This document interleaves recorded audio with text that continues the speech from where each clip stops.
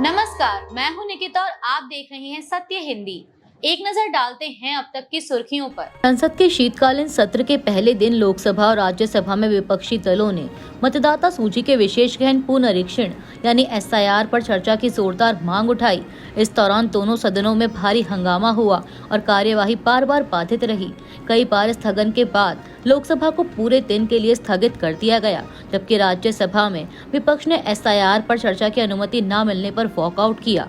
केंद्रीय मंत्री रामदास अठावले ने कहा कि SIR चुनाव आयोग का विषय है और इस पर संसद में चर्चा संभव नहीं है। उन्होंने कहा कि मतदाताओं की सूची ठीक करने और फर्जी वोटिंग रोकने के लिए ही SIR लाया गया है। वहीं संसदीय कार्य मंत्री किरेन रिजिजू ने कहा कि सरकार इस मुद्दे पर चर्चा की मांग को खारिज नहीं कर रही और इस पर विचार किया जा रहा है। देश के 12 राज्यों में चल रहे स्पेशल इंटेंसिव रिवीजन यानी SIR के दौरान काम के अत्यधिक दबाव की वजह से कई बूथ लेवल ऑफिसर्स के आत्महत्या करने की खबरें सामने आ रही हैं। इसी बीच इलेक्शन कमीशन ऑफ इंडिया ने सोशल मीडिया पर केरल के PLOs का डांस वीडियो शेयर किया, जिसे लोगों ने बेहद असंवेदनशील बताया। इंडिया टुडे की एक रिपोर्ट के मुताबिक यह वीडियो SIR जॉयथॉन का हिस्सा था, जिसमें डांस, जुम्बा और 50-10 ब्रेक फॉर्मेट जैसी एक्टिविटीज शामिल थी। आलोचकों का कहना है कि जब PLOs भारी तनाव और काम के बोझ से जूझ रहे हैं, उस समय ऐसा वीडियो पोस्ट करना गलत संदेश देता है। कांग्रेस सांसद प्रमोद तिवारी ने दावा किया कि SIR के दबाव में अब तक 20 से अधिक PLOs की मौत हो चुकी है। कई राज्यों में PLOs को 1,000 से अधिक वोटरों का वेरिफिकेशन करना पड़ रहा है, साथ ही अपनी नियमित नौकरी भी संभालनी पड़ती है।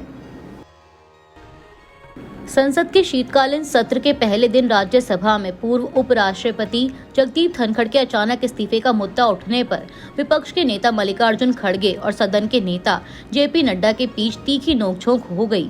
सभापति CP राधाकृष्णन के स्वागत भाषण के दौरान खड़गे ने धनखड़ के इस्तीफे का जिक्र किया और कहा कि सदन को उन्हें विदाई देने का मौका नहीं मिला, यह दुखद है।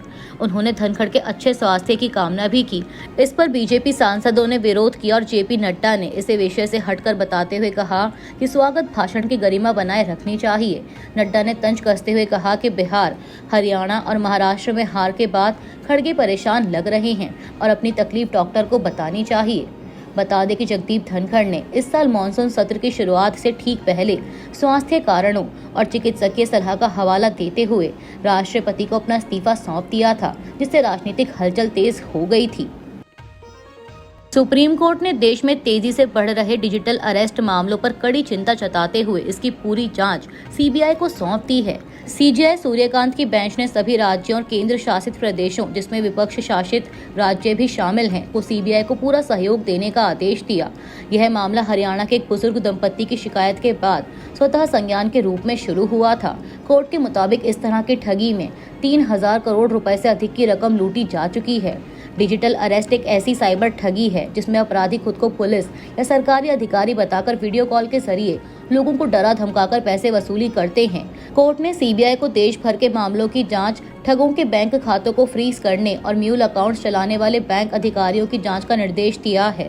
साथ ही RBI से पूछा गया कि साइबर अपराध रोकने के लिए AI तकनीक का इस्तेमाल क्यों नहीं हो रहा। टेलीकॉम विभाग को भी एक व्यक्ति के नाम पर कई सिम जारी होने से रोकने के लिए कदम उठाने को कहा गया है। अब मामले की अगली सुनवाई 6 जनवरी 2026 को होगी। कर्नाटक BJP अध्यक्ष PY विजेंद्र ने आरोप लगाया है कि मुख्यमंत्री पद को लेकर कांग्रेस के अंदर बढ़ते मतभेद की वजह से राज्य की प्रशासनिक व्यवस्था पूरी तरह प्रभावित हो रही है। सिरसी में उन्होंने कहा कि कांग्रेस के 7-8 वरिष्ठ नेता किसी तरह CM बनने की होड़ में हैं, जिससे सरकार कामकाज पर ध्यान नहीं दे पा रही। हालांकि उन्होंने साफ किया कि BJP सरकार बनाने की कोशिश नहीं करेगी, क्योंकि 2023 में जनता ने कांग्रेस को स्पष्ट बहुमत दिया था। विजेंद्र ने सिद्धरमैया सरकार पर किसानों की अनदेखी का आरोप लगाया और कहा कि बाढ़ और बारिश से परेशान किसानों से मिलने तक का कोई मंत्री नहीं गया। उन्होंने राज्य सरकार पर केंद्र से फंड न मिलने का झूठा आरोप लगाने का भी आरोप लगाया। यह बयान उस समय आया है जब deputy CM TK Shiv Kumar ने कांग्रेस में किसी भी तरह के मतभेद से इनकार किया और कहा कि वह और CM सिद्धरमैया मिलकर 2028 और 2029 के चुनावों की तैयारी कर रहे हैं। वहीं विपक्षी BJP ने दोनों नेताओं की ब्रेकफास्ट मीटिंग को सिर्फ दिखावा बताया और दावा किया कि अंदरूनी तनाव बढ़ता जा रहा है। संसद के शीतकालीन सत्र का पहला दिन भारी हंगामे में बीता और दोनों सदनों में कोई बड़ा काम नहीं हो सका। विपक्ष ने पहले ही चेतावनी दी थी कि SIR यानी स्पेशल इंटेंसिव रिवीजन पर चर्चा नहीं होने पर वे सदन नहीं चलने देंगे। सोमवार को लोकसभा और राज्यसभा में यही हुआ।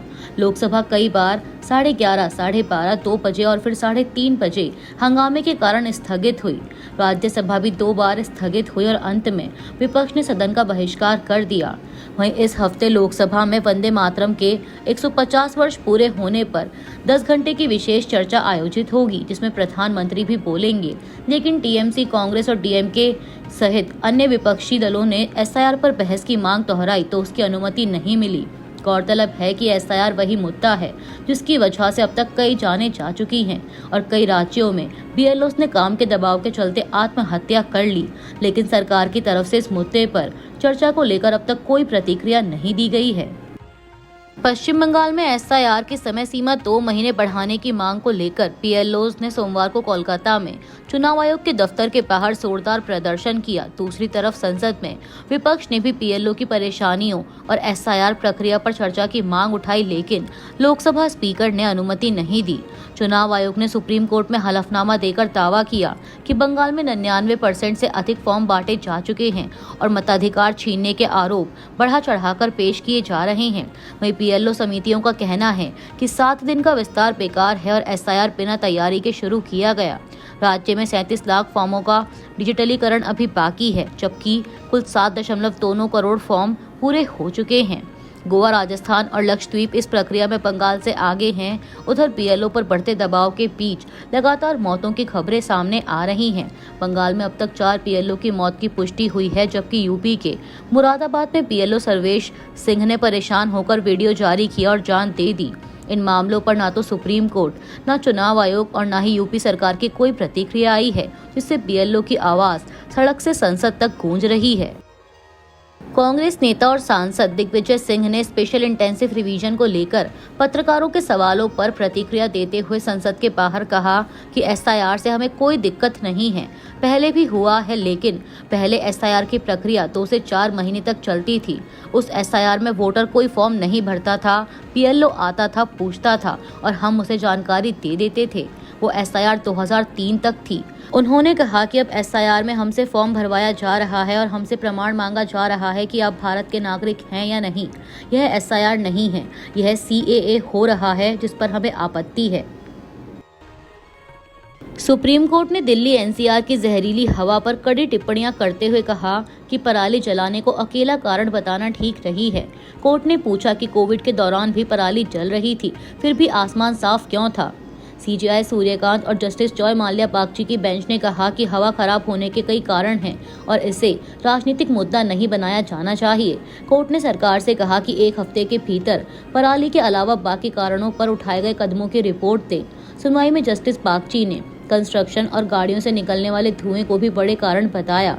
वहीं केंद्र सरकार ने बताया कि IIT की 2016 और 2023 की स्टडी के अनुसार वाहनों का धुआं और इंडस्ट्रियल डस्ट बड़े पॉल्यूटेंट हैं, जबकि पराली जलाना सीजनल घटना है। सरकार ने यह भी कहा कि पंजाब, हरियाणा में पराली जलाने के मामले 90% कम हुए हैं और किसानों को 2.6 लाख मशीनें दी गई हैं। कोर्ट ने CAQM अधिकारियों की विशेषज्ञता पर भी जानकारी मांगी। अब मामले की अगली सुनवाई 10 दिसंबर को होगी। महाराष्ट्र में लोकल बॉडी चुनावों से पहले सत्ताधारी गठबंधन में फ्रेंडली फाइट की चर्चा बढ़ गई है। डिप्टी CM एकनाथ शिंदे ने माना कि उनके और CM देवेंद्र फडणवीस के बीच आरोपों का आदान प्रदान हुआ, लेकिन उन्होंने कहा कि यह तनाव सिर्फ लोकल मुकाबलों का नतीजा है। शिंदे ने साफ किया कि ये चुनाव स्थानीय मुद्दों और वर्कर्स की मेहनत पर लड़े जाते हैं, इसलिए बड़ी राजनीतिक बहस की जरूरत नहीं है। फडणवीस ने भी विवाद को हल्का बताते हुए कहा कि उन्होंने पूरे कैंपेन में किसी भी सहयोगी या विरोधी पर टिप्पणी नहीं की और सिर्फ अपनी पार्टी के उम्मीदवारों का समर्थन किया। इस बीच राज्य चुनाव आयोग ने पुणे जिले की कई नगर परिषदों और नगर पंचायतों के चुनाव कोर्ट के फैसलों में देरी के कारण टाल दिए हैं। अब इन जगहों पर वोटिंग 20 दिसंबर को होगी। महाराष्ट्र में मंगलवार को 242 म्यूनिसिपल काउंसिल और 46 नगर पंचायतों के लिए वोटिंग होगी, जिसमें 1.07 करोड़ वोटर हिस्सा लेंगे। यह चुनाव 2024 विधानसभा जीत के बाद महायुति की ताकत और महाविकास अघाड़ी की वापसी की संभावना का बड़ा टेस्ट माना जा रहा है। और नतीजे 3 दिसंबर को आएंगे। पाकिस्तान के पूर्व प्रधानमंत्री इमरान खान की सेहत को लेकर गंभीर अटकलों के बीच उनके बेटे कासिम खान ने पिता के जिंदा होने का सबूत मांगा है। कासिम ने कहा कि परिवार को कई महीनों से इमरान खान से कोई स्वतंत्र और पुष्टि की जा सकने वाली जानकारी नहीं मिली है, जबकि कोर्ट ने हर हफ्ते मुलाकात की अनुमति दी हुई है। उन्होंने इसे मानसिक यातना बताया और कहा कि उन्हें डर है कि शायद कुछ ऐसा हुआ है जिसे ठीक नहीं किया जा सकता। कासिम और सुलेमान लंदन में अपनी मां चिमीमा के साथ रहते हैं, लेकिन वे लगातार पिता की सुरक्षा को लेकर चिंता जता रहे हैं। इस बीच पीटीआई के सीनेटर खुर्रम ज़िशान ने दावा किया कि इमरान खान जिंदा हैं, लेकिन उन पर देश छोड़ने का दबाव डाला जा रहा है। उन्होंने कहा कि इमरान खान को विदेश जाकर चुप रहने की डील ऑफर की जा रही है, जिसे वह कभी स्वीकार नहीं करेंगे। 72 साल के इमरान खान अगस्त 2023 से जेल में हैं और उन्हें तोशाखाना, डिप्लोमेटिक केबल लीक और अल कादिर ट्रस्ट मामलों में सजाएं मिल चुकी हैं। खान का दावा है कि ये सभी मामले राजनीतिक बदले की कार्रवाई हैं। रॉयटर्स की रिपोर्ट के मुताबिक टेलीकॉम मंत्रालय के गुप्त सरकारी आदेश के अनुसार अब सभी स्मार्टफोन कंपनियों को हर नए फोन में सरकारी साइबर सिक्योरिटी ऐप यानी संचार साथी पहले से इंस्टॉल करना होगा। कंपनियों को यह नियम लागू करने के लिए 90 दिन का समय दिया गया है। यूजर इस ऐप को डिलीट या डिसेबल नहीं कर सकेंगे। जो फोन पहले ही सप्लाई चेन में है उनमें ऐप सॉफ्टवेयर अपडेट के जरिए डाला जाएगा। सरकार का कहना है कि यह कदम डुप्लीकेट या नकली IMEI नंबर, साइबर फ्रॉड और नेटवर्क के गलत इस्तेमाल जैसे खतरों से निपटने के लिए जरूरी है। यह ऐप यूजर्स को IMEI वेरीफाई करने, संदिग्ध कॉल रिपोर्ट करने और चोरी हुए फोन को ब्लॉक करने की सुविधा देता है। लॉन्च के बाद से यह ऐप 5 मिलियन से ज्यादा डाउनलोड हो चुका है और अब तक 3.7 मिलियन चोरी या खोए हुए फोन ब्लॉक किए जा चुके हैं। 7 लाख फोन वापस और 30 मिलियन फ्रॉड कनेक्शन बंद किए जा चुके हैं। रॉयटर्स के मुताबिक इस आदेश की वजह से एप्पल जैसी कंपनियों के साथ टकराव हो सकता है, क्योंकि एप्पल आमतौर पर अपने फोन में किसी भी सरकारी या थर्ड पार्टी ऐप को प्री इंस्टॉल करने की अनुमति नहीं देता। कई उद्योग सूत्रों ने चिंता जताई है कि आदेश जारी होने से पहले कंपनियों से कोई सलाह मशवरा नहीं किया गया। उत्तर प्रदेश के मुरादाबाद से एक और PLO की आत्महत्या का मामला सामने आया है। 46 वर्षीय booth level officer Sarvesh Singh ने काम के दबाव के कारण अपने घर में आत्महत्या कर ली। पुलिस के अनुसार वह वोटर लिस्ट के स्पेशल इंटेंसिव रिवीजन यानी SIR के भारी काम और लगातार दबाव से बेहद तनाव में थे। सर्वेश एक सहायक शिक्षक थे और 7 अक्टूबर को पहली बार PLO बनाया गया था। आत्महत्या से पहले उन्होंने एक भावुक वीडियो रिकॉर्ड किया, जिसमें वह रोते हुए कह रहे हैं कि मेहनत करने के बावजूद काम पूरा नहीं कर पा रहे। वीडियो में वह अपनी मां और बहन से माफी मांगते हैं और अपनी छोटी बेटियों की देखभाल करने की विनती करते हैं। वीडियो में वह फूट फूट कर रोते हुए कहते हैं, माँ मेरी बेटियों का ख्याल रखना, मुझे माफ कर देना, मैं काम पूरा नहीं कर पाया, मैं एक बड़ा कदम उठाने जा रहा हूँ। उन्होंने यह भी कहा कि उनके इस निर्णय के लिए किसी को दोषी ना ठहराया जाए और उनके परिवार से इस बारे में कुछ पूछा ना जाए।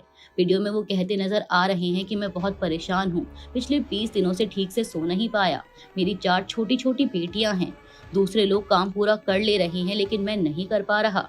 बहन को संबोधित करते हुए उन्होंने कहा कि मैं इस दुनिया से बहुत दूर जा रहा हूँ, सॉरी बहन, मेरे ना रहने पर मेरे बच्चों का ख्याल रखना। परिवार के अनुसार लगातार सर्वे, डेटा वेरिफिकेशन और रिपोर्टिंग से वह टूट चुके थे। अधिकारियों ने मौत की पुष्टि की है और कहा है कि मामले की जांच चल रही है। वहीं इस घटना के बाद SIR प्रक्रिया और PLOs पर काम के बोझ को लेकर पहले से जारी राजनीतिक विवाद और तेज हो गया है। अभी के लिए इतना ही। बाकी की देश दुनिया की बड़ी खबरों के लिए जुड़े रहिए सत्य हिंदी के साथ। Copyright disclaimer under Section 107 of the Copyright Act 1976. Allowance is made for fair use for purposes such as criticism, comment, news reporting, scholarship, and research. Fair use is a use permitted by copyright statute that might otherwise be infringing.